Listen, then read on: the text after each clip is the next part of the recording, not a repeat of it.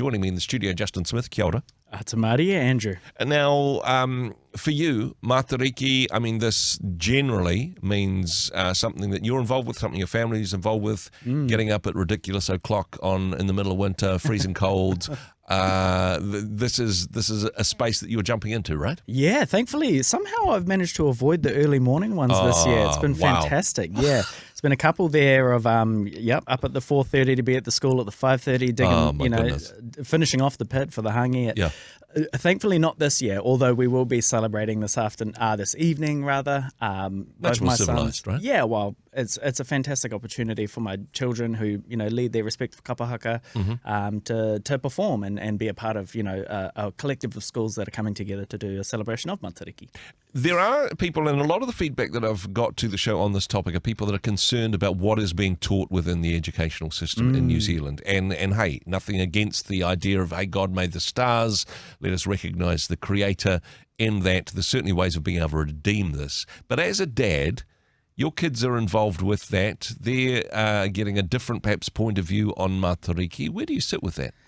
For me personally, I mean, the one is what the season and what the season is about. And I'll echo what I said last year, right? Matariki in the cultural context is a season of harvest. It's, a marker based on the stars for which to proceed with planting, not planting, et cetera, storing the crops and whatnot. And so for us, it's we think of Matariki as an opportunity to do those things in our modern day lives as a family. So, the extensions of invitation into the household, as we speak about in faith and in the church, reaping the harvest, the seeds that we've sown at other times, like the middle of winter is the absolute perfect time to do that. So for us in the modern context as a family and a whānau, that's where our focus is for Matariki especially. And so it is Harvest Festival, it's hospitality, it's all of those good things that have been part of church traditions for a long time. It's just looking at it from a distinctly New Zealand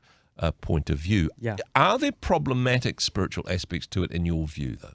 Me personally, no. I was actually having this conversation recently in a school context, right? Because I was interested to know, particularly across the board, because, it's not just limited to students who attend schools for which, they might have their own beliefs, Christian or otherwise, right? It's not just limited to Christianity that might have an issue with a celebration in relation to atua or deities. But also the teachers themselves who might be teaching in a secular environment that feel uncomfortable with this because it's all new. And that's the thing, obviously. We're still getting used to this thing, Matariki, and what it means and how it filters out over, these next few years.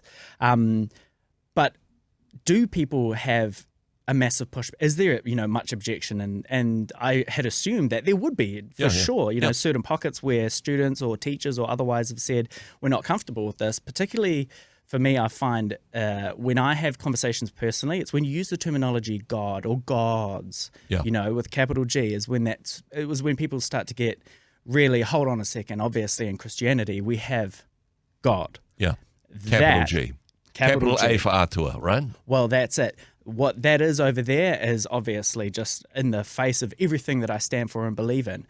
And interestingly, apparently, there hasn't been a heap of, disturbance or pushback, not nearly to the amount that I thought. You haven't seen the texts that have been coming through to the show, obviously. And hey, welcome that, because I think this is an important issue that we need to wrestle with, to pray about, to have korero conversations about, that we welcome those views, and perhaps good to be cautious in this regard. Yeah, well, here's one thing that that has really helped me personally, right, was disseminating, I have not the greatest depth, cultural context comparatively, but certainly much more so than the average New Zealander, being Maori myself. The use of terminology, deity versus God, is actually a bit of a huge unlock when it comes to conversing about these things. And I'll give you a practical example.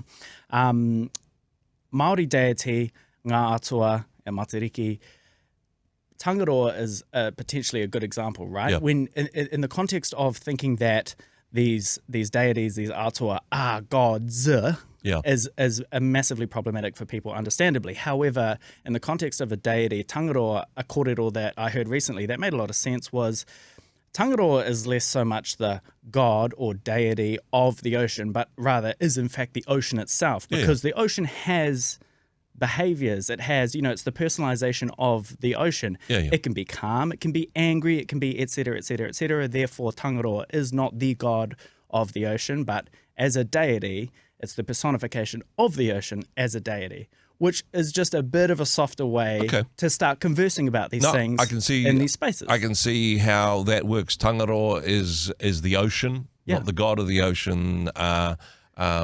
In terms of the forest, Tane is the forest, not the god of the forest, and recognizing the creator God behind all of these aspects of creation, including, of course, the stars. We're not worshipping the stars, we're worshipping the creator, right? Yeah, absolutely. And that's the thing, is that it's understanding the historical, cultural context and, the ancestral beliefs of the time, and marrying that with our modern knowledge and our modern understandings and, very advanced interpretations of biblical text, or even vice versa too, right? It's the exact same as we've come over the last I was going to say 2,500, 2000, what are we now, 2020. It hasn't been that long, bro. Mate, I'm losing count of the years as I get older. I'm getting older fast.